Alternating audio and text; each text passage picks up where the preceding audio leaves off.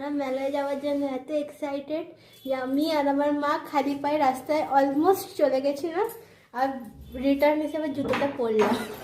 আমরা জুতো পরতে ভুলে গেছি, আটকিও তালাটা, দরজায় তালাটা দিও, সব খুলে দিল।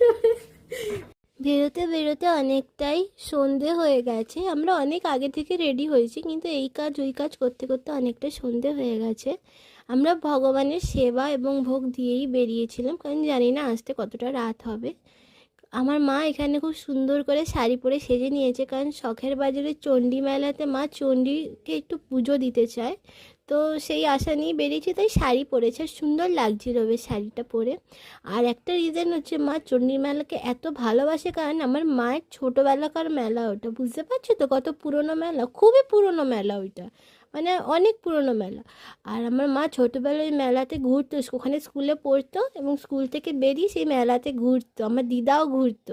তো আমরা এখন অটোতে বসে পড়েছি।